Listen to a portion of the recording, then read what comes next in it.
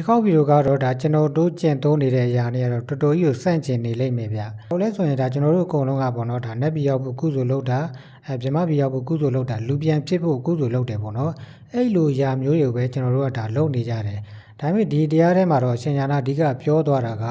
ဘုရားဘာသာဝင်စစ်မှန်လို့ရင်အရိယာဖြစ်ခြင်းရမယ်အရိယာဖြစ်ခြင်းစိတ်ရှိရမယ်ပေါ့နော်။အရိယာဖြစ်ခြင်းစိတ်မရှိဘူးဆိုရင်ဒါဘုရားဘာသာဝင်အစစ်မဟုတ်သေးဘူး။အဲ့တော့ရိယာဆိုတာဘယ်လိုလဲဘယ်လိုဖြစ်အောင်လုပ်ရမလဲပေါ့နော်အဲ့ဒါကိုကျွန်တော်တို့နားကြည့်အောင်သိရကြည့်တယ်တရားလေတရားမြန်လွဲနေတာကြီးဖြစ်နေပြီလို့ဆိုလို့ရှိရင်အဲ့ဒီတရားဘယ်တော့မှရအောင်လုပ်လို့မရဘူးတရားမရဘူးလို့ဆိုလို့ရှိရင်လည်းပဲလူဟာတရားမရှိဘူးတရားမရဘူးလို့ဆိုလို့ရှိရင်လည်းပဲအဲ့ဒီတော့ဘယ်တော့မှမခိုင်ပါဘူးအခိုင်ပါတယ်ဆိုတာဘယ်လိုလဲလို့မေးလို့ရှိရင်လူအကျင့်သိက္ခာခိုင်ပါဥပမာလို့တမီးအချုပ်တတ်တယ်အချိန်တုန်းကအချုပ်တင်ရတာနော်တင်နေဆိုတာလေ့ကျင့်ရတာပေါ့နော်လေ့ကျင့်တင်ကြားရင်ကနေတင်ကြားရင်နေနောက်ကျတော့တတ်သွားအချုပ်တာကြီးကိုယ်လည်းတမီးဖြစ်သွားပြီဟုတ်တော့လားတမီးဘာမှမလုပ်ချင်နေအမချုပ်ခဲနေခြင်းလည်းနေအဲ့ဒီအချုပ်တာတမီးကိုယ်လည်းထွက်မသွားတော့တတ်နေမှာပဲဟုတ်နော်အခုဒါချုပ်နေတယ်ချုပ်နေလည်းပဲတတ်နေတယ်ဗျတတ်နေတော့ချုပ်ရတာလည်းမပင်မတော့ဘူးနော်တကယ်လို့မချုပ်တတ်ခင်တော့ဆိုရင်တော့ချိုးချောင်းလေးဖြောင်းဖြောင်းသွားဖို့ရန်တော့တော်တော်ကိုပင်မလုပ်ရမယ်နော်ပြောမဆိုရင်တော့ဘိုးစားလေးတွေညှက်မယ်ဆိုရင်လည်းပဲအမလီတလွဲနေလွဲပါလားမှန်လားနဲ့အတော်ကြီးစိုးရမှာနော်ခုကြတော့ဒါလေးကတော့ထမင်းသားရေတော့ပဲဆံမျိုးတော့ကိုတက်သွားပြီလို့ဆိုတဲ့အခါကျတော့သူ့ဖြတ်တာညက်တာလည်းပဲမခက်တော့ဘူးချုပ်တာလောက်တာလည်းမခက်တော့ဘူးဖြစ်တော့ပါဘောနော်အဲ့ဒါအဲ့ဒီတက်တဲ့အတက်ကတမီးဖြစ်သွားပြီတမီးကိုယ်တည်းကအဲ့ဒီတက်တဲ့အတက်ထွက်မသွားတော့ဟုတ်ပါတော့တက်သွားတာပေါ့နော်တရားလည်းအဲ့လိုတက်ရမှာဗျာတကယ်ကြတော့လေကိုယ်တိုင်ကတရားဖြစ်သွားတာတရားထုံးပေါ့နော်ဟိုအခုအချုပ်တက်တာမျိုးလို့ဟုတ်ပါနော်တရားတော့ပြင်ငါကိုယ်တည်းကဗျထွက်ကိုမသွားတော့ဘူးငါအဲ့လိုမျိုးဖြစ်သွားမှာဝင်းလာကူကားကြီးမောင်းလာတယ်တကယ်တော့ကားမောင်းတာဝင်းလာဖြစ်သွားပြီဝင်းလာဖြစ်သွားတော့ကားမမောင်းမဲနေလဲကားကတော့မောင်းတတ်နေတာပဲဘာလို့ဆိုရင်တော့ကားမောင်းတတ်တဲ့ပညာဝင်းလာဖြစ်သွားလို့ပဲတရားလည်းအဲ့လိုဖြစ်သွားမှာတကယ်ကတော့တရားကိုအထူးအားထုတ်နေရတာလို့ကိုမဟုတ်တော့ပဲနဲ့ကိုကတရားဖြစ်သွားပြီလို့ဆိုတော့ကြာမထိုးရတော့မဟုတ်လားအဲ့လိုပဲဒါတကယ်လို့သက်ချုပ်မတတ်ခင်ရဆိုတော့သက်ချုပ်တာအားထိုးရတာပေါ့နော်ခုတက်သွားပြီဆိုတော့ကြာမထိုးရတော့ဘူးဒါလုံးပဲဒါလေးလုံးသွားရုံပဲအဲ့လိုပဲအခုလည်းတရားလည်းပဲကိုကတရားကိုမှမရှိသေးဘူးလို့ဆိုတော့အားထိုးရမှာပေါ့နော်အားထုတ်လိုက်လို့ကိုဖြစ်သွားပြီတရားကိုဖြစ်သွားပြီလို့ဆိုရင်တော့အားထိုးရတော့အဲ့ဒါကြတော့တကယ်ကိုကောင်းသွားပြီပြောရမှာပေါ့နော်ဘာလို့လဲဆိုရင်တော့တရားရှိသွားပြီလို့ဆိုရင်လူတွေကတရားကြည့်တာနော်ဥပမာတို့ဦးရင်းလာကျုပ်ကြည့်တယ်ဆိုတာကျုပ်အကောင်ကြီးကိုကြည့်တာမဟုတ်ဘူးကျုပ်ရဲ့တရားကြည့်တာတမီးကလည်းအဲ့ဒီတည်းပဲဘိုးလူကောင်ကြီးကိုကြည့်တာမဟုတ်ပဲနဲ့ဘိုးရဲ့ဒါတရားတာဘယ်လောက်ကောင်းတယ်လဲမကောင်းဘူးလဲနဲ့တမီးရဲ့မိဘကိုတမီးကြည့်တာတော့မှလည်းငါမိဘဘယ်လောက်တရားတယ်လဲမတရားဘူးလဲတခါငါမိတ်ဆွေတွေကြည့်တယ်ဆိုတော့ငါမိတ်ဆွေတွေဘယ်လောက်တရားတယ်လဲမတရားဘူးလဲတမီးရဲ့မိတ်ဆွေတွေကလည်းတမီးကဒီအချုပ်တဲ့ညီမတော့တရားတယ်မတရားဘူးအဲ့လိုကြည့်မှာနော်တကယ်လို့ကိုယ်ခင်မင်းနေတဲ့လူလည်းပဲကိုယ်ကမတရားလေးလုပ်ကြည့်ခင်မင်းတာပြတ်သွားမှာပဲမဟုတ်လားကိုယ်မခင်မင်းနေတဲ့လူလည်းပဲကိုယ်တရားနေတာကိုသိသွားပြီဆိုရင်တော့ကိုယ်ကိုခင်မင်းသွားမှာပဲမဟုတ်လားလူခင်မင်းတာမဟုတ်ဘူးပြောမစင်တော့တရားခင်မင်းတာလို့ပြောမှာနော်အဲ့လိုဆိုတော့တရားကိုယ်ပိုင်ဖြစ်သွားပြီလို့ဆိုရင်ကတော့တခါတည်းဒါကောင်းတော့တာပေါ့လို့သူတို့ပြောရမှာပေါ့နော်အဲ့လိုဖြစ်တဲ့အတွက်တရားကိုကိုယ်ကနေပြီးတော့ဒါလူလားပါဗျာနော်လူလားအဲ့လိုပဲဘုရားကိုသိပြီလို့ဆိုလို့ရှိရင်တရားသိဖို့ရမခက်တော့ဘူးလို့ပြောကြလို့နော်ဘုရားလွဲနေတဲ့အခါကျတော့ဘုန်းတို့နဲ့အခုဒီအင်တာနက်တို့ဘာလို့မှာဘုန်းတို့တင်လိုက်တဲ့ဟာတွေကိုဆဲနေတဲ့လူလည်းရှိတာပေါ့နော်။ဘာသူတို့တရားမှမသိတာဟုတ် တရားမသိတဲ့သူကတရားသိတဲ့သူကိုမှားတယ်လို့သူထင်တာပေါ့နော်သူတို့မှမသိတာဆိုတော့လည်းပဲသိတဲ့သူကိုမှန်တယ်လို့သူမထင်နိုင်ရဘူးလေအဲ့လိုဖြစ်နေတာလားအဲ့တော့ဆိုလိုတာကတော့ပြင်ဒါခုကြည့်နေတဲ့သူတွေထဲမှာလည်းအဲ့လိုမျိုးပုံကိုတယောက်စာနှစ်ယောက်စာပါနိုင်တယ်ပေါ့နော်အဓိကကတော့ဒါရှင်ညာနာဘာမှလည်းဒါမှမဟုတ်ဆဲကျင်လို့ပဲဖြစ်ဖြစ်အောက်မှာဆိုရင်ဒါဝေဖန်တာမျိုးတွေဒါဆဲတာမျိုးတွေလည်းရှိတယ်အဲ့လိုပုံကိုတွေကိုကျွန်တော်ကဗာပြောချင်လဲဆိုရင်ဘလူးရဲ့ချက်နဲ့ပဲကြည့်ကြည့်ပေါ့နော်ပြောလိုက်တော့အကျိုးမရောက်ဘူးလို့ပဲပြောချင်တယ်ဆိုလိုတာကဗျာလူတယောက်ရဲ့အသိဉာဏ်ဆိုတာကရက်မနေဘူးသူကဒါလေးလာတယ်ဆိုရင်ပေါ့နော်လေးလာတယ်တကယ်လိုက်စားတယ်အမှန်တရားကို तू ကတကယ်သိကျင်နေဆိုရင် तू ကနောက်ထပ်လည်းဆက်ပြီးတော့တရားတွေနာအောင်မယ်စာအုပ်တွေဖတ်အောင်မယ်ဆိုလိုတာကဗျာ तू အသိဉာဏ်ကအခြေအနေတစ်ခုကိုရအောင်မှာအနာဂတ်မှာပေါ့နော်အဲ့ဒီအချိန်မှာ तू ဆဲကျင်လို့ပဲဖြစ်ဖြစ်ဝေဖန်ကျင်လို့ပဲဖြစ်ဖြစ်ကြီးခဲ့တဲ့အခုအကြောင်းအရာတွေကသူ့ရဲ့အသိဉာဏ်အတွက်အထောက်ပံ့နေပါလေဖြစ်ကောင်းဖြစ်နိုင်တယ်ပေါ့နော်အဲ့ဒါကြောင့်မလို့ဘလို့ရည်ရွယ်ချက်နဲ့ပဲကြည့်ကြည့်အကျိုးမရဘူးလို့ကျွန်တော်တို့ပြောချင်တယ်တကယ်တရားရဲ့လူဖြစ်သွားပြီလို့ဆိုလို့ရှိရင်တော့တော်တော်ကိုကောင်းတယ်လို့သူပြောရမှာပေါ့နော်အဲ့ဒီတရားတွေဖြစ်သွားတာကိုအရိယာလို့သူပြောရတာနော်ခုသမီးအချုပ်တတ်တာမျိုးလို့တရားကသမီးဖြစ်သွားပြီဆိုရင်တရားနဲ့ဇာတ်လင်းလို့သမီးကတင်စရာမလိုတော့ဘူးကိုယ့်ဘာသာကိုတတ်နေပြီလို့ဆိုတဲ့ခါကျအဲ့လိုမျိုးလို့တရားကိုကိုယ့်ဘာသာကိုတတ်နေတော့တဲ့သူကိုအရိယာပုဂ္ဂိုလ်လို့သူပြောတာနော်ရှင်းခါအရိယာဆိုတာသမီးတို့သိမှာပေါ့မိုးပေါ်ပြန်တဲ့သူတွေလို့မြေကြီးရဲ့ရှိုးနိုင်တဲ့သူတွေတို့လည်းတော့အရိယာလို့ထင်ကြတာဟုတ်လားနော်တကယ်တော့အရိယာမြေကြီးရဲ့ရှိုးနိုင်တာလည်းမဟုတ်ဘူးဘိုးပေါ်ပြန်နေတာလည်းမဟုတ်ဘူးအရိယာဆိုတာတရားလူဖြစ်သွားတယ်ပထမတော့လူကနေတရားကျင့်တာကျင့်နဲ့ဟောအဲ့တရားရသွားပြီဆိုရင်ကျင့်ဖို့မလိုတော့ဘူးတရားဖြစ်သွားပြီဟုတ်နော်လူကတရားဖြစ်သွားပြီပေါ့နော်အဲ့လိုဖြစ်တဲ့အတွက်အဲ့ဒီပုဂ္ဂိုလ်ကိုအဲ့ဒီလူကိုအရိယာပုဂ္ဂိုလ်လို့သူတို့ခေါ်တာနော်အဲ့လိုဆိုတော့ဘယ်လိုဖျားအရိယာဖြစ်အောင်တင်တာအဲ့လိုမျိုးလို့သိလိုက်တဲ့အခါကျတော့ဟာတို့ဖျားလွဲတာတော့ဒါမှန်သွားပြီဟာပေါ့ဒါတပည့်တို့လည်းအဲ့လိုလေးပါအောင်လို့နော်ဆိုလိုတာကတော့ဘယ်လိုဖျားကတို့လူတွေကိုနောက်ဘဝတွေကိုလမ်းညွှန်တာမဟုတ်ဘူးအခုငါတို့ဘုန်းကြီးတွေကနေပြီးတော့ငါတို့လူတွေကိုနောက်ဘဝတွေပဲလမ်းညွှန်နေတာလို့ဒီလိုသိတာပဲမဟုတ်လားနော်ဒီလိုတရားဝဲတစ်ပွဲနားလိုက်လို့ရှိရင်တော့ဘဝတွေပဲလမ်းညွှန်တာမဟုတ်လားဘယ်တော့သူကဘယ်ရောက်သွားတယ်ဘာလို့သူတို့သိရကြတယ်သူတို့ပြောနေကြတာနော်တကယ်တော့လူမသိဘူးပြောတယ်လို့လည်းမသိဘူးဒီလားအဲ့လိုဖြစ်တဲ့အတွက်တို့ဘုရားပြောတယ်လို့ဆိုပြီးတော့တို့ကလည်းကောင်းကောင်းပြီးတော့နားခံနေကြတာအဲ့ဒါကိုပြောတဲ့ဓမ္မဂတိကဘုန်းကြီးကလည်းပဲဘုရားပြောတယ်လို့သူကလည်းထင်နေတာဗျထင်နေတော့သူလည်းပဲယုံကြည်စိတ်ချသွားတယ်ပြောနေတာသူတော့မသိဘူးပေါ့နော်သူမသိပြီပဲလို့လည်းဒါဘုရားဟောတာလေဆိုတာမျိုးလေးနဲ့ပေါ့နော်နာကြရတဲ့သူတွေကလည်းပဲသူတို့တော့မသိဓမ္မဂတိကဘယ်လောက်ပြောမသိဒါပေမဲ့လို့လည်းပဲသူတို့လည်းပဲဒါဘုရားကဟောတဲ့ဟာပဲသူကလည်းပဲဘုရားကိုကိုးကွယ်တာဆိုတော့ဒါမှန်တယ်လို့အဲ့လိုမျိုးလို့စိတ်ကူးလေးနဲ့နားနေကြတာတော့တကယ်ဘုန်းလို့သူကတော့ဘုရားဟောထားတဲ့စာတွေကိုကိုယ်တိုင်လည်းဖတ်တတ်တဲ့အဆင့်ရောက်နေပြီလို့ဆိုတဲ့အခါကျတော့တကယ်ပဲဘုရားဟောသလားလို့ဆိုတာစူးစမ်းနိုင်တဲ့အဖြစ်ရောက်လာပြီဆိုတဲ့အခါကျတော့စူးစမ်းလိုက်တဲ့အခါကျတော့ဘုရားဟောဖို့ဘူးလို့ဟောအတိသွားပြီဟုတ်နော်အဲ့ဒီရှေးဘဝနောက်ဘဝတွေကဘုရားဟောဖို့ဘူးလို့မတော့ဓမ္မဂရိကတွေကလည်းသူတို့စူးစမ်းနိုင်တဲ့အဖြစ်မရှိဘူးတာမန်တရားနာကြတဲ့သူတွေကလည်းစူးစမ်းနိုင်တဲ့အဖြစ်မရှိဘူးအဲ့လိုအဖြစ်မရှိတဲ့အခါကျတော့သူတို့ရှေးဘဝနောက်ဘဝသိနေတာကိုဘုရားဟောထားလို့သူတို့သိနေတာလို့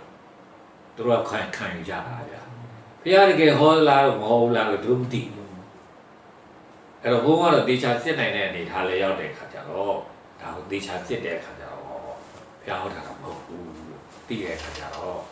အော်ဘုရားအဲ့ဒါဟောတာကမဟုတ်ခဲပဲဆိုတော့ဘုန်းကတော့ဘုရားပြောင်းရတဲ့အချိန်ရောက်သွားတာပေါ့နော်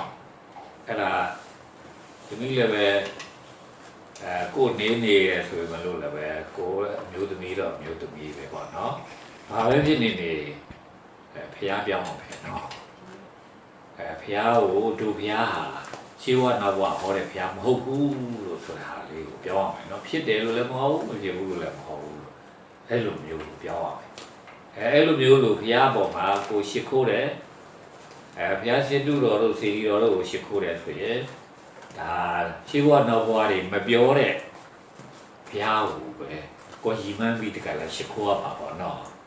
အဲ့လိုမျိုးလို့ဘုရားကိုကပြောင်းအောင်ပဲတကယ်ကြတော့တို့ဘုရား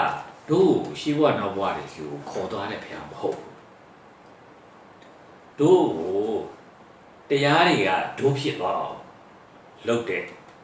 ဖို့အတွက်ကိုပဲဟောခဲ့တာဖြစ်တယ်နော်ဟုတ်ဆိုရင်တော့ तू ကတရားတွေဟောတဲ့တရားတွေကိုတို့လူတွေကျင့်ခိုင်းတယ်ကျင့်ကြဟာဆို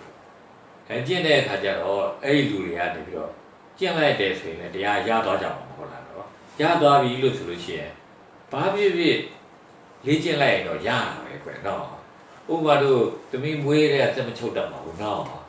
ဟောသက်ချုပ်လေ့ကျင့်လိုက်တော့သက်ချုပ်တတ်သွားဝင်လာလည်းမွေးတဲ့ကာမပေါင်းတတ်ပါဘူးဈေးပြောင်းတတ်ပါဘူးနော်ကြောက်တွေပါလေရောက်မယ်မွေးတဲ့ပဲလုံးတတ်ပါလေနော်ဟောမလုံးတတ်ပေမဲ့လည်းလုံရင်းနဲ့မှနှီးခံပြီးတော့လုံရင်းနဲ့တတ်သွားတာပေါ့လားဘယ်ပညာမျိုးမဆိုလူကလေ့ကျင့်လိုက်ရင်လည်းပဲလေ့ကျင့်တဲ့အတွက်ကတော့တတ်သွားတာပဲဟုတ်လားအဲ့လိုမျိုးလို့တတ်သွားတရားလည်းပဲလူကနေပြီးတော့လေ့ကျင့်လိုက်ရင်တတ်သွားမှာပဲလူအဲ့တရားဖြစ်သွားမှာပဲပေါ့နော်အဲ့လိုမျိုးလို့ဖြစ်သွားအောင်အတွက်ဘုရားတို့ဆိုလိုတာတော့မယောသားမဖြူစင်ရာကနေပြီးတော့ယောသားဖြူစင်တဲ့ဒီကိုလူရောက်သွားတာကိုဘုရားနေပြီးတော့အဲ့လိုမျိုးခေါ်ခဲ့တာနော်တို့ယောသားဖြူစင်မှုစီကိုရောက်ဖို့အတွက်ဘုရားဟောခဲ့တာပြစ္ဆုတ်ပံကမ္မဝါဒရဲ့တရားကျင့်နည်းကကျွန်တော်တို့ရိုးရဗုဒ္ဓဘာသာရဲ့တရားကျင့်နည်းနဲ့တော့တော်လေးကွာခြားတာကိုတွေ့ရတယ်။ရိုးရဗုဒ္ဓဘာသာမှာဆိုရင်ဘယ်လိုမျိုးလဲဆိုတော့ဒါအားလုံးလည်းသိကြရပေါ့နော်။တရားကိုဒါထိုင်ပြီးကျင့်တယ်ဒီဝင်လေထွက်လေပဲဖြစ်ဖြစ်တခြားဒါသမထတစ်ခုပဲဖြစ်ပေါ့နော်။အဲ့လိုမျိုးကျင့်လို့ရင်ဘာဖြစ်သွားလဲဆိုတော့ဒီဝိပဿနာအဆင့်ကိုပြောင်း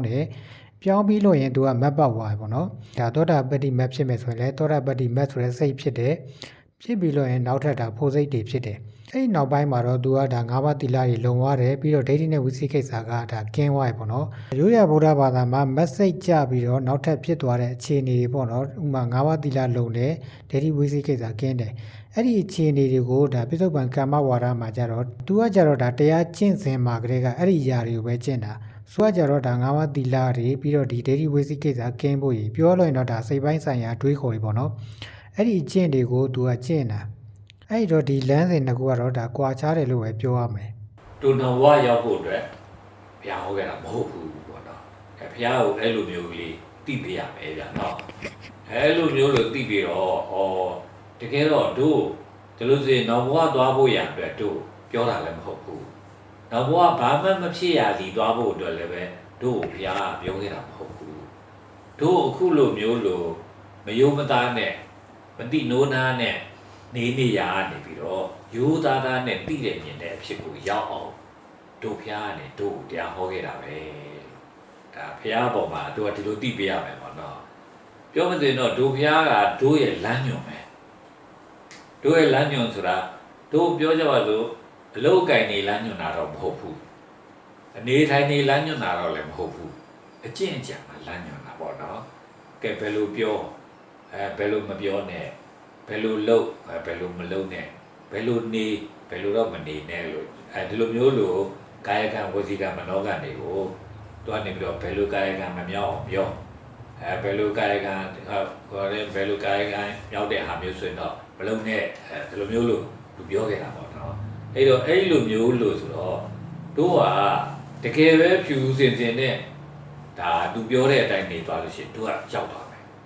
ရောက်သွားပြီဆိုရင်လူဘဝမှာနေရထင်ရတာအတန်ပြောစရာကောင်းတာပဲမယ်လို့ပြောရမှာပေါ့နော်ဘာဖြစ်လို့လဲဆိုရင်တော့အလုံးကဖြူစင်ဖြစ်ပြီးတော့နေနေတဲ့အခါကျစိတ်တိဘာမှမရှုပ်တော့ဘူးလေစိတ်ညစ်ရတယ်ဆိုတာမရှိတော့ဘူးဖြစ်တော့မှာပေါ့ဒါဟောဆိုစိတ်ညစ်ရတယ်လို့ဆိုတာ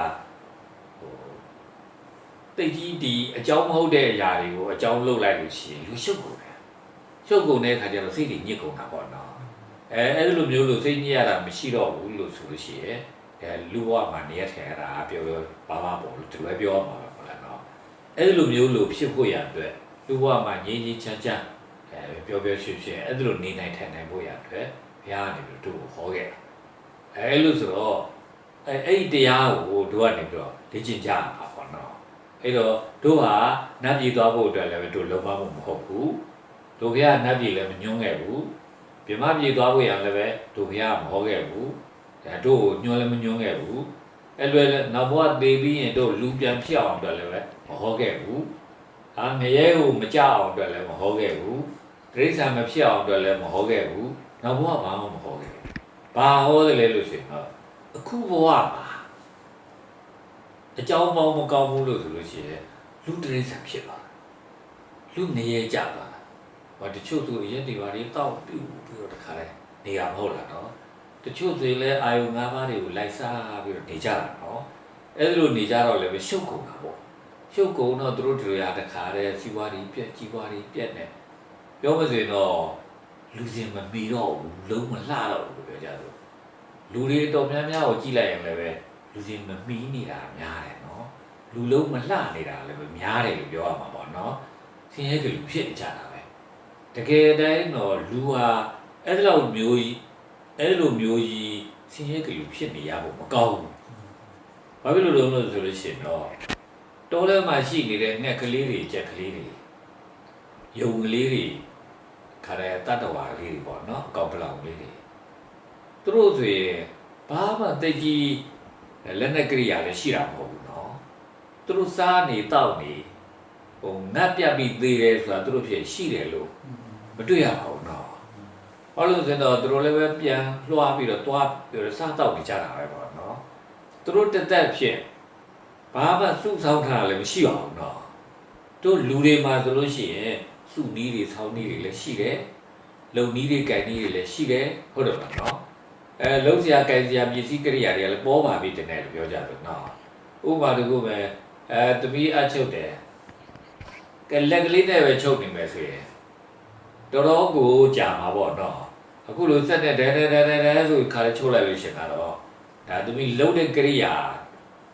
ကောင်းတယ်လို့ပြောမှာပေါ့နော်ရန်ကုန်ကနေဒီလာတယ်ဆိုရင်လည်းပဲချီလာနေတနေ့လာလို့တော့ရောက်မှာမဟုတ်ဘူးနော်အခုလိုတခါလဲမော်တော်ကားဆိုတဲ့စက်ကိရိယာနဲ့လာလိုက်တဲ့အခါကျရောက်တယ်ဆိုတော့လူကအဲ့လိုမျိုးလိုစက်ကိရိယာတွေသုံးတတ်တယ်သုံးတတ်တာဖြစ်တဲ့အတွက်ဘယ်လူဟာဆင်းရဲဖို့မကောင်းဘူးတိရစ္ဆာန်တွေမှာဆိုရင်ဘာစက်ကိရိယာမှသုံးရတာမဟုတ်ဘူးနော်အဲ့ဒါတော့သူတို့ငတ်ပြတ်ပြီးမသိပါဘူးဗျာနော်လူတွေကတော့အဲ့လိုစက်ကိရိယာတွေကသုံးရတယ်လားပြောနေတာငတ်ပြတ်နေတဲ့လူတွေလည်းနေနေတာပဲမဟုတ်လားနေစရာထိုင်စရာအိမ်တော့မှမရှိတဲ့လူတွေလည်းပြည့်လို့နော်တမီးတို့တော့ကိုယ်ပိုင်အိမ်လေးနဲ့တော့ဟုတ်ကလားအားနေရတော့ဟုတ်လားတော်သေးတာပေါ့နော်ရန်ကုန်မှာဆိုရင်ငားနေတဲ့လူတွေလည်းခက်များရဲ့ဒါတော့အဲ့တော့ပြောလို့ဆိုရင်တော့ကိုနေဦးအိမ်လေးတောင်မှကိုယ့်ဘာသာကိုယ်တခါတည်းလုံလုံချုံချုံဖြစ်အောင်မဆောက်နိုင်ဘူးလို့ဆိုတာတော့ကဲမချို့တဲ့လုံလာဗျာလူတွေနော်ချို့တဲ့တယ်လို့ပြောပါဗျာနော်တောထဲမှာအဲ့လိုအကောင်ပလောင်နေနေကြတယ်ကွာနေနေကြတယ်ဆိုသူ့အတိုက်နဲ့ဘာနဲ့နေတဲ့အကောင်လည်းအတိုက်နဲ့ဘာနဲ့နေတာပါပဲတွင်းနဲ့ဘာနဲ့နေတဲ့ကောင်လည်းတွင်းနဲ့ဘာနဲ့ဖောက်နေတာပါပဲသူ့တဘောအတွက်လုံလုံချုံချုံပဲလို့ပြောကြတယ်နော်အဲ့လိုမျိုးလိုပဲတကယ်တမ်းဆိုရင်တော့သူတို့မှာဘာလက်နဲ့ကိရိယာမှရှိတာမဟုတ်ဘူးအဲ့ဒါတော့မှသူတို့ဖြစ်အေးအော်နေလို့ရသေးတယ်လို့ပြောကြတယ်နော်လူအပြင်လက်နဲ့ကိရိယာတွေအမျိုးစုံသုံးနိုင်ရတာနဲ့နတ်ပြပြီးတော့နေနေကြတယ်နော်အဲ့လိုပဲတခါတည်းကိုယ့်အိမ်ကလေးနဲ့ကိုတောင်းမနေနိုင်မဲနဲ့ဟွာလေးကားနေဒီလိုဟွာလေးမိုးနေဒီလိုနဲ့ဒီလိုအိမ်တွေကိုမြင်နေရတယ်နော်အဲ့တော့ဒါကတော့လူဟာအဲ့လိုမျိုးလို့ဖြစ်ရဖို့မဟုတ်ဘူးလူဟာအဲ့လိုမျိုးလို့ဖြစ်ရဖို့မဟုတ်တာဆိုတော့အခုဖြစ်နေကြတယ်လို့ဆိုတာလွဲနေကြလို့ဗျာလူတွေကလွဲနေကြလို့မလို့ပဲအဲ့တော့အဲ့လိုမျိုးလို့လွဲမနေအောင်အတွက်ဆိုလို့ရှိရင်ကိုကအရိယာလို့ဆိုတဲ့တရားရှိအောင်အရိယာဆိုတဲ့တရားရှိနေရင်ဒီသူကဘာမှသိမလွဲတော့ဘူးမလွဲတော့ဘူးလို့ဆိုလို့ရှိရင်အဲ့လိုပဲသူကလေးနဲ့သူဘာမှကိုပူပြင်းစရာကိုမရှိအောင်ဖြစ်လိမ့်မယ်လို့ဒီလိုပြောရမှာပေါ့နော်အဲ့လိုဆိုတော့ဒါဘုန်းတော်ကအရိယာတရားဆိုတဲ့ဟာကိုအရေးကြီးတယ်လို့ဒီလိုပြောရမှာပေါ့နော်ဘုရားကလည်းပဲအရိယာတရားပဲဟောခဲ့တာလို့ဒီလိုပြောရမှာပေါ့နော်အဲ့အရိယာတရားဟောခဲ့တယ်ဆိုတော့တို့အရိယာဖြစ်ချင်ရလိမ့်မယ်တမီးတို့လည်းပဲစိတ်ပေါက်ပါလို့ဒီလိုပြောရမှာပေါ့နော်ငါတို့အရိယာဖြစ်ချင်ရမှာတဲ့ဟေးဘာလို့ဆိုတော့ငါတို့ကဘုရားကိုရှ िख ိုးတဲ့သူဗုဒ္ဓဘုရားကိုရှ िख ိုးတဲ့သူဗုဒ္ဓဘုရားကိုရှ िख ိုးတယ်လို့ဆိုတာဗုဒ္ဓဘုရားစီပါရှိတဲ့ဟာကိုတို့ကနေပြီးတော့အတုခိုးပြီးတကလားကြင်ကြံဖို့ရအတွက် ရှိခိုးတယ်လို့သူမျိုးပြောရတာပေါ့နော်သူ့စီရှိတဲ့ဟာကိုကိုကနေပြီးတော့အတုခိုးပါဘုရားစီမှာအရိယာရှိတယ်အဲ့ဒီရှိတဲ့အရိယာကိုဘုန်းတို့ဒီဘုရားရဲ့တပည့်တွေကနေပြီးတော့အတုခိုးကြပါဒါကြောင့်သူ့ရှိခိုးတယ်ဆိုတော့ဟုတ်နော်ရှိခိုးတယ်ဆိုတာသူ့ကိုကြောက်လို့ရှိခိုးရလည်းမဟုတ်ဘူးသူ့ကိုချစ်လို့ရှိခိုးရလည်းမဟုတ်ဘူးသူ့စီမှာရှိနေတဲ့အရိယာတရားကိုအတုခိုးဖို့ရအတွက်ဒါရှိခိုးတာတော့အဲလို့ဆိုတော့တို့အရိယာဖြစ်ခြင်းမှာပေါ့ဗုဒ္ဓဘာသာရဲ့လို့လုံနေပြီးနောက်အရိယာမဖြစ်ခြင်းဘူးဆိုရင်တော့မကြိုက်ဘူးလို့ပြောကြတယ်နော်အဲ့တော့အရိယာဟာတော့ဖြင့်ဒါပထမဆုံးကတော့ဗုဒ္ဓဘာသာလုပ်တာအရိယာဖြစ်ခြင်းလို့လုပ်တာကိုရင်းလိုက်ရင်နော်ဗုဒ္ဓဘာသာလုပ်တာဘာအတွက်မှမဟုတ်ဘူးအရိယာဖြစ်ခြင်းလို့ပဲဘာဖြစ်လို့အရိယာဖြစ်ခြင်းတာတုံးလို့ပဲအရိယာဖြစ်တာဟာကိုယ်စီမှာတရားရှိတယ်တရားရှိတာဟာအရိယာပဲအရိယာဟာတရားရှိတာပဲလို့ဆိုတော့တရားဘာလို့ရှိနေတာလဲဆိုတရားရှိရင်မိတ်ဆွေတွေကလည်းပဲပေါ်တယ်ဗျာဆင်ညာနာလည်းဒါအရိယာနဲ့ပတ်သက်တာကိုပြောနေတော့ပေါ့နော်အဲ့ဒီအရာနဲ့ပတ်သက်ပြီးတော့ဒီနေ့မှာဖေဘုတ်ကနေတွေ့လိုက်တဲ့အကြောင်းအရာလေးတစ်ခုအဲ့ဒါကလည်းဒါဆင်ညာနာနဲ့လည်းပတ်သက်နေတယ်ဘာလဲဆိုရင်ဒါဆင်ညာနာကိုအရိယာဖြစ်မဖြစ်အတိအကျအားဖြင့်ဆိုရင်တော့ဒါယန္နာဖြစ်မဖြစ်ကိုဒါစစ်ဆေးခဲ့ကြတော့ငါပေါ့သူတွေကဒါစစ်ဆေးခဲ့တယ်လဲဆိုရင်ဒါဝိနည်းစီယာတို့မာဟနာတို့ဖြစ်မယ်ထင်တယ်အဲ့တော့အဲ့လိုမျိုးစစ်ဆေးတာဘလို့နီးလန်းနဲ့စစ်ဆေးလဲဆိုရင်ဒါစာရီပေထဲမှာပါတဲ့ပေါ့နော်ဒီယန္နာဖြစ်လို့ရင်အဲ့ဒီပုဂ္ဂိုလ်ကဒါတမာဘက်ဝင်စားတယ်ဝင်စားတဲ့ချိန်မှာပေါ့နော်အဲ့ဒီတမာဘက်ဝင်စားနေတဲ့ပုဂ္ဂိုလ်ကိုဒါမီးနဲ့ရှို့ရင်တော့မှမီးမလောင်ဘူးပေါ့နော်ဒါလည်းအဓိကကတော့ဒါဓမ္မပဒထဲမှာပါတဲ့ဒီဇဝုထုတကူကိုဒါကိုးကားပြီးတော့လုပ်ခဲ့ပုံရတယ်အဲ့ဒီဇဝုထုထဲမှာဆိုရင်ဒါပိစိကဗုဒ္ဓတစ်ပါးကိုဒါနန်းတော်မှာရှိတဲ့မင်းသမီးတွေကပေါ့နော်အဲ့ဒီပိစိကဗုဒ္ဓကဒါတမာဘက်ဝင်စားနေတယ်အဲ့တော့မင်းသမီးတွေကလည်းသူတို့ရေချိုးကြရပေါ့နော်ရေချိုးတဲ့ချိန်မှာသူတို့ဒါလမ်းမှာတွေ့တဲ့ကောက်ရိုးပုံကြီးဘာမှလည်းမသိဘူးပေါ့နော်သူတို့ကစားရင်းနဲ့ဒီမီးရှို့လိုက်တယ်ဖြစ်ချင်တော့ကြတော့အဲ့ဒီကောက်ရိုးပုံနာမှာပိစိကဗုဒ္ဓကတမာဘက်ဝင်စားနေတယ်အဲ့ဒီထဲမှာတော့ဒါတမာဘက်ဝင်စားနေတာဖြစ်တဲ့အတွက်ပိစိကဗုဒ္ဓကိုမီးမလောင်ခဲ့ဘူးပေါ့နော်အဲ့ဒီတော့အဲ့ဒီဇဝုထုကိုဒါကိုးကားပြီးတော့ပေါ့နော်ရှင်ယာနာကိုတပည့်ကဒါတမာဘက်ဝင်စားပါပေါ့နော်မီးနဲ့ရှို့မယ်ဆိုတဲ့ပုံစံမျိုးဒါစစ်ဆေးခဲ့လို့တော့သိရတယ်အဲ့ဒီအကြောင်းအရာတွေကတကယ်ဟုတ်မဟုတ်တော့မသိဘူးပေါ့နော်ဘာလို့လို့ဆိုရင်တော့လူတွေကတရားကြည့်ပြီးကလာပေါင်းကြတာဟုတ်လားတကယ်လို့ဒီသူကတရားအပြက်ပြက်စီစီနေတယ်လို့ဆိုလို့ရှိရင်မသိသေးတဲ့သူကပဲမိတ်ဆွေလို့ကိုမှတ်တာနော်ကိုတရားပြက်နေတာသိတဲ့သူကတော့ဒီကောလည်းငါကောပါကွာတဲ့ဒီမှာတော့မိတ်ဆွေဖြစ်နေတတ်တမမှာပေါင်းမှာမဟုတ်ဘူးနော်အဲ့တော့ဘာဖြစ်လို့တရားရှိကျင်တာတော့ဟုတ်လားဘာဖြစ်လို့တရားရှိကျင်တာတော့ဖြစ်တော့ကိုကမိတ်နဲ့ဆွေနဲ့ပေါင်းနဲ့ရောင်းနဲ့နေချင်တယ်မိတ်တို့ဆွေတို့အပေါင်းတို့ရောင်းတို့ဟာကိုခင်ခင်မင်မင်လေးလေးစားစားနဲ့နေပြီလို့ဆိုလို့ရှိရင်ကိုကမတိမ်ခေါ်နိုင်ဘူးလို့ဆိုတာဘာဖြစ်လို့လဲဆိုလို့ရှိရင်အကူကြီးက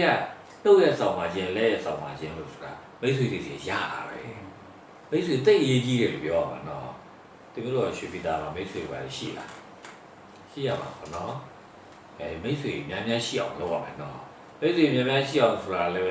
ကိုယ်အတင်းကျွေးနေပေးနေုံနဲ့လည်းရှိတာမဟုတ်ဘူးဗျာနော်ကိုယ်တရားရှိမှမိတ်ဆွေလည်းရှိပါဗျာနော်ကိုယ်တရားရှိတယ်ဆိုတော့အော်သူပြောတာဆိုတာလေးလည်းကောင်းလိုက်တာသူနေတာထိုင်တာလေးလည်းကောင်းလိုက်တာသူလောက်တာကြိုင်တာလေးလည်းကောင်းလိုက်တာတဲ့ဆိုမိတ်ဆွေတော်ရဲလာတာဆိုဗျာနော်အဲလိုမျိုးလို့ဖြစ်တဲ့အတွက်ကိုယ်တရားရှိဖို့လိုတယ်ကိုယ်တရားရှိအောင်ကကိုရိယာဖြစ်ရပါကိုရိယာဖြစ်ရင်ကိုယ်တရားရှိတယ်ကိုယ်တရားရှိရင်မိတ်ဆွေတွေကခါရဲဝက်ရောက်လာတရားရောက်လာမိတ်ဆွေတွေအများကြီးရှိတယ်မိတ်ဆွေတွေအများကြီးရှိရင်စီဝါရေးတို့ကြီးဝါရေးတို့စားရေးတောက်တာတို့ဝေးစရာတို့နေထိုင်တာတို့ဆိုတာဘာမှအခက်အခဲမရှိဘူးမိတ်ဆွေမရှိရင်တော့ကိုရှောက်ခက်တာပဲဟုတ်နော်နေရထိုင်ရတာလည်းခက်တာပဲစားတော့တာလည်းခက်တာပဲဝေးစရာတာလည်းခက်တာပဲလောကရတာလည်းခက်တာပဲလို့သူတို့ပြောရနော်အဲ့တော့ဘဝမှာမငြိမ်းချမ်းတော့ဘူးခက်ပြီဆိုရင်တော့မိတ်ဆွေတွေရှိရင်တော့အစအစတွေကလည်းပြေလည်သွားတာဆိုတော့ဘဝမှာနေထိုင်ရတာငြိမ်းချမ်းတာပေါ့နော်အဲ့ဒီငြိမ်းချမ်းတာကိုနိဗ္ဗာန်လို့ပြောတာဟုတ်နော်မိတ္တိဆွေတွေများလို့အစအစတွေအရှင်ပလင်ပြေးနေပြီးတော့နေရတာမျိုးနဲ့နေရတာကိုဒါကိုငြိမ်းချမ်းတယ်ဆိုတာဒါဘဝမှာနိဗ္ဗာန်ပဲဒီလိုမျိုးလို့ပြောတာနော်မနော်နိဗ္ဗာန်ဆိုတာလဲတောင်းနေတာပဲကွနိဗ္ဗာန်ပဲပူရပါလို့ဖျားနိဗ္ဗာန်ပဲပူရပါလို့ဖျားနေနိဗ္ဗာန်လည်းတိတ်တိတာမဟုတ်ဘူးနိဗ္ဗာန်လည်းတိတ်တိတာမဟုတ်ဘူးဆိုတော့ သိရမှာပါတော့ဆိုတော့ငါတရားရှိရင်အစစဒါငါ့ကိုမိတ်ဆွေတွေတိကြတယ်တိကြလို့ရှိရင်သူတို့တွေကငါပေါ့ဘယ်တော့မှမပြတ်တော့ဘယ်တော့မှမပြတ်တဲ့အတွက်သူတို့ကနှုတ်ရဲ့ဆောင်ပါခြင်းလက်ရဲ့ဆောင်ပါခြင်းဆိုတာမျိုးလေဆောင်မတာတွေရပြီအစစငါစာဝတ်နေအလုပ်ကန်နေအဆင်ပြေတယ်အဆင်ပြေသွားပြီးတော့နေရထိုင်ရတာလည်းပဲဘာမှပူရတော့ကဆိုတာမရှိတော့ဘူးဖြစ်တော့ဟောငြိမ်းချအဲ့လိုမျိုးလို့ကိုနေပါရောက်တာလို့ဒီလိုပြောရမှာနော်အဲ့တော့အရိယာဖြစ်ခြင်းရမှာဗုဒ္ဓဘာသာဆိုရင်အရိယာဖြစ်ခြင်းရမယ်ဗုဒ္ဓဘာသာတော့လုံနေတယ်အရိယာဖြစ်ဖို့ရန်စိတ်ကူးမရှိဘူးလို့ဆိုရင်အဲ့လိုဗုဒ္ဓဘာသာမဟုတ်ဘူးလို့ပြောမှာဗုဒ္ဓဘာသာအစ်စ်မဟုတ်ဘူးဗုဒ္ဓဘာသာအတုပဲလို့သူပဲပြောမှာပေါ့နော်အဲ့တော့ဗုဒ္ဓဘာသာအစ်စ်ဆိုလို့ရှိရင်အရိယာဖြစ်ခြင်း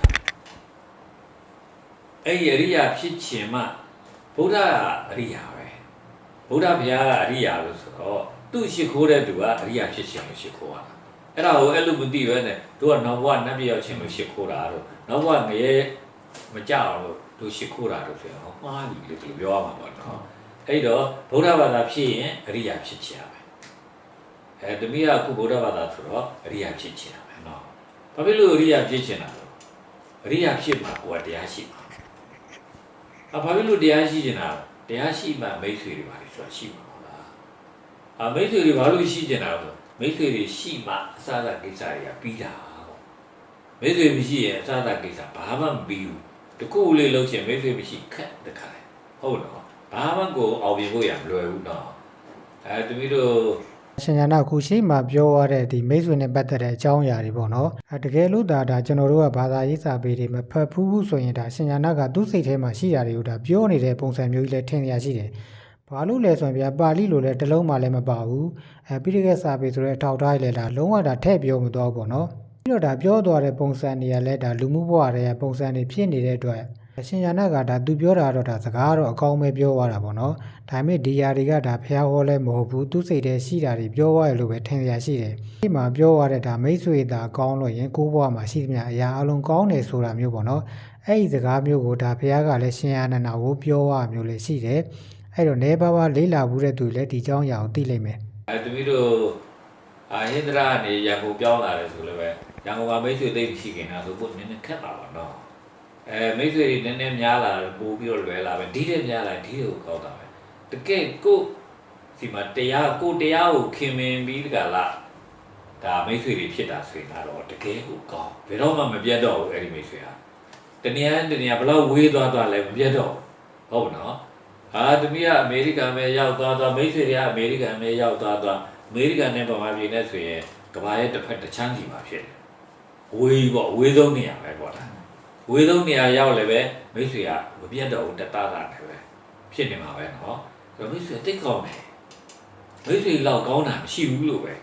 ဒီလိုပြောရမှာနော်အဲ့လိုဖြစ်တဲ့အတွက်အဲ့ဒီမိတ်ဆွေရဖို့ရအတွက်တရားရှိရမယ်တရားမရှိဘဲနဲ့ရတဲ့မိတ်ဆွေဆိုတာတော့ခဏပဲဖြစ်မယ်အကြောင်းပေါင်းသိတဲ့အခါလေးလောက်ပဲဖြစ်လိမ့်မယ်အကြောင်းပေါင်းသိတာကနေကွဲသွားလို့ရှိရင်မိတ်ဆွေမဟုတ်တော့ဖြစ်ပါလိမ့်မယ်နော်အဲ့တော့မိတ်ဆွေတွေရှိဖို့အတွက်တရားရှိရလို့တရားရှိဖို့အတွက်အရိယာဖြစ်ရလိမ့်မယ်အရိယာဖြစ်ဖို့ရန်အတွက်ဘုရားစီကနေပြီးတော့ဒါကွာနေပြီးတော့တရားနာလိမ့်မယ်ဟုတ်နော်အဲ့တော့ဘုရားကိုမှန်လေးရှိခိုးရမယ်အဲ့လိုမျိုးလို့ဘုရားရဲ့အမှန်ကန်တိုင်းဘုရားကိုကိုယ်ရှိခိုးလို့ရှိရင်အရိယာဖြစ်လာမယ်အရိယာဖြစ်ရင်တရားရှိလာမယ်တရားရှိလာလို့ရှိရင်မိတ်ဆွေတွေလည်းပဲကိုတရားကိုမိတ်ဆွေအထူးဖွဲ့နေဖို့မလိုပဲနဲ့ခင်မင်ပြီးတော့ဒါသွားကြလိမ့်မယ်အဲ့ဒီမိတ်ဆွေတွေများနေလို့ရှိရင်အလုတ်ကင်တွေကအစအဆင်ပြေလာလိမ့်မယ်လူတွေမှာတော့မိတ်ဆွေလည်းတိတ်နေတယ်နော်တိတ်နေတယ်နော်ဘုန်းကြီးလက်တို့လည်းမြို့ထဲပြတဲ့မှာနေတယ်မိတ်ဆွေဆိုခက်နေနေမှာနော်တမီးတို့လည်းပဲရွှေပြည်သားမှာနေနေတယ်ဆိုတော့မိတ်ဆွေဆိုတော့ခနေနေနေမှာနော်ဘာဖြစ်လို့လို့ဆိုလို့ရှိရင်လူတွေကတော်ရလေးနဲ့ပဲပေါင်းနေကြတာနော်တိတ်လည်းမပေါင်းဘူးပေါင်းသူတို့ကနေပြီးတော့ပေါင်းလို့ရှိရင်လည်းပဲသူတို့ကိုယ်လည်းပဲဖဲ့စားတယ်လို့သူပြောမှာဗျာနော်သူတို့လည်းညံ့တယ်လို့ထင်လို့ရှိရင်ကိုယ်ဖဲ့စားတာနော်တကယ်တော့တရားနဲ့ပေါင်းတာမှမဟုတ်တာမဟုတ်လားတာမန်လူမှုအသည့်နဲ့ပေါင်းတာလို့ဆိုတော့ခါကြတော့သူတို့ကကို ကိုယ်သူတို့ဖဲ့စားစရာလားလို့သူတို့ကကိုယ်ကြည့်တာကြတာအဲ့လိုကြည့်တာဆိုတော့တကယ်လို့မြန်ကိုယ်ကလည်းပဲဒီတရားနဲ့ပေါင်းတာမဟုတ်ပဲနဲ့တာမန်တခါမိတ်ဆွေဖြစ်နေပေါင်းတာဆွေဖဲ့လေစားတာကိုခမ်းပါဗျာအဲ့လိုဆိုတော့ကိုယ်လည်းတိတ်မပေါင်းဘူးသူတို့ကလည်းပဲကိုယ်လည်းဒီလိုပဲနေမှာပဲဟုတ်တယ်ကိုယ်လည်းညံ့နေလို့ဆိုကိုယ်လည်းဖဲ့စားမှာပဲဟုတ်လားအဲ့လိုဆိုတော့လည်းပဲကြောက်ရတယ်လို့သူပြောကြတယ်မိတ်ဆွေလည်းတိတ်မဖွဲ့ဘူးလို့သူပြောကြတယ်ပေါ့နော်အဲ့တော့တရားနဲ့ပဲကိုကနေပြီးတော့မိတ်ဆွေစာရှားမှာဗျအဲ့လိုဖြစ်တဲ့အတွက်တရားနဲ့ပဲရှားမှာဖြစ်တဲ့အတွက်အဲ့တရားရအောင်အတွက်ကအရိယာပဲလောက်ကြမှာလို့ဒီလိုပြောရမှာပေါ့နော်အဲ့တော့ဒါဘောကအရိယာလှုပ်ချင်ဖို့အပိုင်းဆရာကြီးပြောနေတာနော်ဒီဖရာသာသနာကိုစီကတ်တယ်ဆိုတာဟာအရိယာဖြစ်ခြင်းကိုစီကတ်တာဟုတ်ပြီဒီလိုဆိုရင်နောက်ထပ်တရားတစ်ခွက်ကိုဆက်ပြီးတော့တွားလိုက်အောင်မယ်နော်ဟုတ်ပြီအရိယာဖြစ်ဖို့ရန်အတွက်ဘာလုပ်မလဲအရိယာဖြစ်ဖို့အတွက်ဘာလုပ်မလဲလို့ဆိုတဲ့အခါကျတော့အရိယာဖြစ်ဖို့ရန်အတွက်အရိယာမဂ်ခင်ဆိုတဲ့ဟာကိုဘုန်းတော်ပွားရမယ်လို့ပြောကြတယ်နော်တရားကျင့်ရမယ်ပေါ့နော်တရားကျင့်နေဆိုတော့ဘယ်လိုကျင့်မလဲရိတ်တာတော့ကျင့်မှာဆိုရိတ်တာတော့တွားမကျင့်လိုက်နဲ့လို့ဘယ်လိုပြောရမှာပေါ့နော်ဒါရိတ်တာမကျင့်ဘာကျင့်ရမှာတော့မေးလို့ရှိရင်ဆိုကြပါစို့ကိုတရားသိပြီးသားရှိတယ်အဲ့ဒါဘာလဲလို့ဆိုရင်တော့လူတယောက်ကလူတယောက်အသက်ကိုမတတ်ကောင်းဘူးဒါသိတာပဲမဟုတ်လားနော်လူတယောက်ကလူတယောက်ရဲ့ပစ္စည်းဥစ္စာကိုသူမပေးဘဲနဲ့မယူကောင်းဘူးဟုတ်ပါနော်ခုပိုင်းကိုနှိမ့်ချုပ်ရလို့ရင်တော့ဒါဘုရားဘာသာဝင်မှန်လို့ရင်အရိယာဖြစ်ခြင်းသိရှိရမယ်အရိယာဖြစ်ခြင်းသိမရှိဘူးဆိုရင်ဒါဘုရားဘာသာဝင်အတူပဲဖြစ်တယ်ပေါ့နော်ဆက်ပြီးတော့ဒါအရိယာဆိုတဲ့အဆင့်ကိုကိုကတကယ်ရောက်သွားပြီဆိုရင်လည်းမိတ်ဆွေဆိုတာကပေါ်လာလိမ့်မယ်မိတ်ဆွေတွေပေါ်လာရင်လည်းကိုဘဝမှာအစသာရာအဆင်ပြေလိမ့်မယ်အဲ့တော့နောက်ဆက်တွဲမှာတော့အဲ့ဒီအရိယာဆိုတာကိုကိုကဘယ်လိုလုပ်ရမလဲအရိယာဖြစ်ခြင်းဘာတွေကျင့်ရမလဲဆိုတာကိုဒါရှင်ရနာဟောပြသွားမယ်အပိုင်းပေါ့နော်စိတ်ဝင်စားတဲ့သူများလို့ရင်တော့ကျွန်တော်နောက်ထပ်အပိုင်းအနေနဲ့ထပ်တင်ပေးမယ်စိတ်ဝင်စားရင်တော့မှန်းခဲ့ပေးဗျ